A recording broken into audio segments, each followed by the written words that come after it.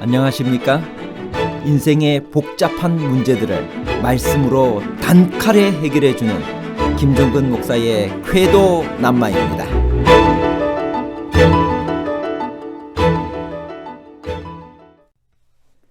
오순절 날에 다락방에 있던 사람들이 성령의 충만하심으로 말한 방언은 과연 무엇인가요? 왜 다른 은사도 많은데 하필이면 방언의 은사를 그때 주셨나요? 지금도 그때처럼 방언을 해야 하나요? 지금 교회들에서 하는 알아들을 수 없는 방언과 사도행전 2장의 방언은 같은 것인가요? 아니면 다른 것인가요? 같은 것과 다른 것에 관한 복잡한 문제를 하나님 말씀의 가르침으로 명쾌하게 해결해 드리겠습니다. 방언이란 무엇인가요? 방언의 은사를 주신 목적이 복음 전파에 방해가 되는 언어의 장벽을 해소하는 것이라면 현재 많은 교회에서 볼 수 있는 뜻을 알 수 없는 방언 현상은 어떻게 설명해야 하나요? 사도행전 2장 4절과 8절에 있는 말씀입니다. 그들이 다 성령의 충만함을 받고 성령이 말하게 하심을 따라 다른 언어들로 말하기를 시작하니라. 8절 우리가 우리 각 사람이 난 곳 방언으로 듣게 되는 것이 어찌 됨이냐. 복음 전파의 목적을 달성하기 위해서 방언은 반드시 뜻을 가진 하나의 언어라야 합니다. 그런데 현재 대부분의 교회에서 볼 수 있는 뜻을 알 수 없는 방언 현상은 하나님께서 주신 방언의 목적과 정반대되는 현상입니다. 방언은 혼자 있을 때는 필요 없는 은사입니다. 같은 언어를 쓰는 사람들이 모인 곳에서도 필요 없는 은사입니다. 방언은 언어의 장벽으로 복음 전파가 어려울 경우에만 주시는 은사인 것을 명심해야 합니다. 방언을 사모하는 사람들은 그 방언이 하나님께서 주시지 않는 것이라면 어디에서 온 것인지 심각하게 생각해 보아야 합니다. 방언의 필요성을 주장하는 사람들은 성령 침례를 받고 성령의 충만함을 받은 사람의 첫째 증거는 방언이라고 화근합니다. 그리고 사도행전에서 몇 가지 증거를 들고 있습니다. 첫째는 오순절날 성령이 강림하셨을 때 그들은 성령 충만의 표적으로 방언을 했다는 것입니다. 둘째는 고넬료의 가정에 모인 사람들에게 성령을 부어주실 때 그들이 방언을 했습니다. 셋째는 에베소 교회에서 바울이 안수함에 성령이 그들에게 임하심으로 방언도 하고 예언도 했다는 것입니다. 그러므로 사도행전에서 성령 충만의 외적 표적의 공통분모였던 방언이 오늘날 성도들의 성령 충만한 체험의 외적인 표현이 된다고 해서 안 될 것은 없다고 주장을 합니다. 방언은 성경적으로 확정된 성령 충만한 체험의 강력한 외적 표현인 것이라는 것입니다. 성령의 은사 중 가장 두드러지게 나타나는 것은 방언의 은사, 신유의 은사를 들 수 있고 또한 일반적으로 성령 침례의 최초의 외적 증거는 방언이라고 할 수 있으므로 성령 운동을 연구함에 있어서 가장 깊이 연구해야 할 문제는 방언 현상이라는 것입니다. 사실상 성령 은사를 강조하는 교회 신자들 사이에서 방언의 역할과 위력이란 대단한 것입니다. 방언은 성령 충만하다고 주장하는 사람들의 외적인 우월감을 고취시킵니다. 억눌리고 찌든 사람들에게 있어 방언이야말로 그들의 지위를 놀라울 만큼 짧은 시간에 격상시켜주는 마술 상자 같은 것입니다. 사회에서나 교회 안에서 힘없고 약하고 무식한 사람이 방언으로 말미암아 단번에 놀라움과 부러움과 주목을 받아 새로운 지위를 차지하게 됩니다. 그러므로 방언이 과연 성령 충만의 첫째 외적 증거라고 할 수 있는지 고찰해 보는 것은 성령 운동을 이해하는 데 필수적인 과정이라고 하겠습니다. 방언은 과연 하늘의 언어인가? 그것은 과연 하나님께서 주신 성령의 은사인가? 사도행전 2장의 방언과 현대 교회에서 흔히 볼 수 있는 짓거림 같은 방언은 같은 종류의 것일까? 방언은 유익한 것인가?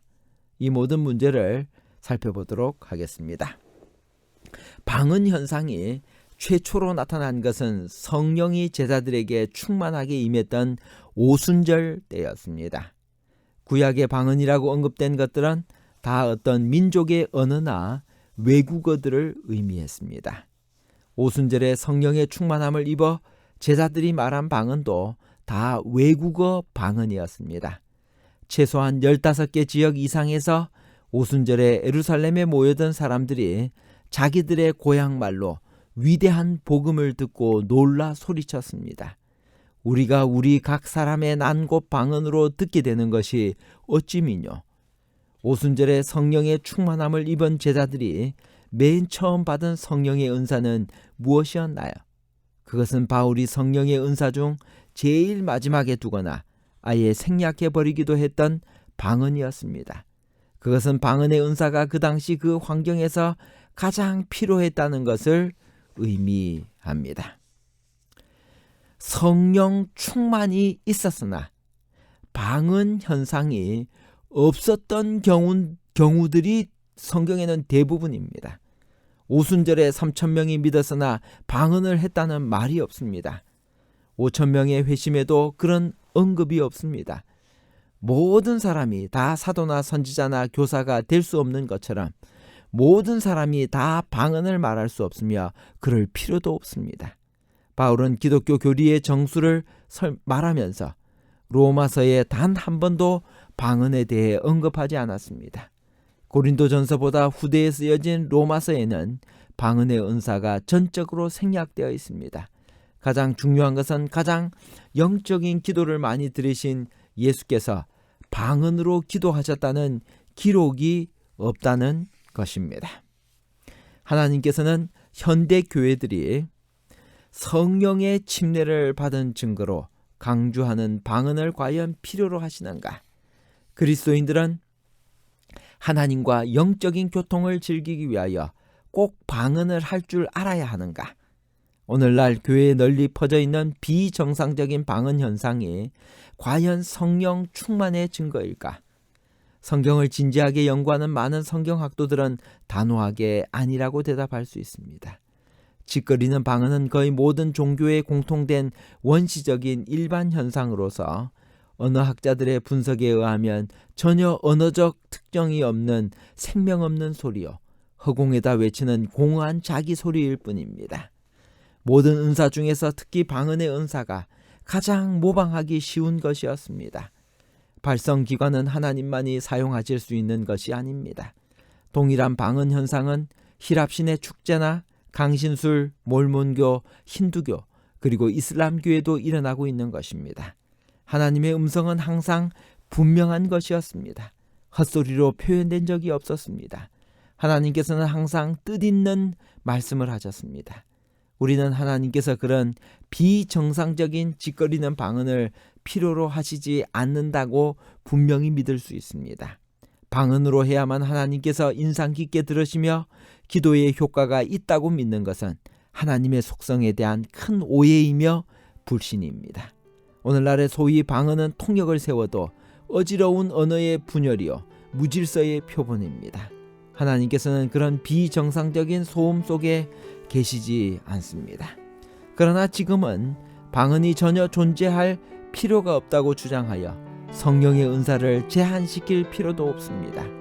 오순절과 같은 방언 현상은 특수한 사정과 환경에서 오늘날에도 있을 수 있을 것입니다.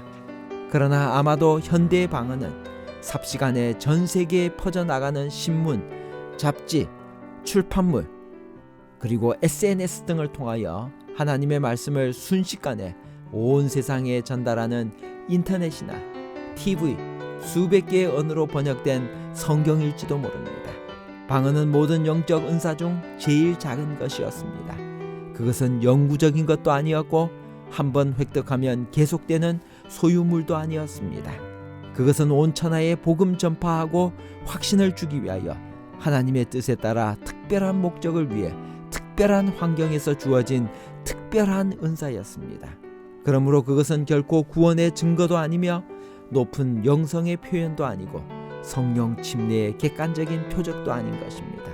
그러므로 일부 교회에서 방언을 해야만 영적으로 축복받은 것처럼 인식시키고 있는 것은 성경적이 아니며 분리와 모방을 일으키고 하나님의 말씀에서 떠나 값싼 표적에만 매달리는 미숙하고 위험한 그리스도인을 양산할 염려가 다분히 있는 것입니다.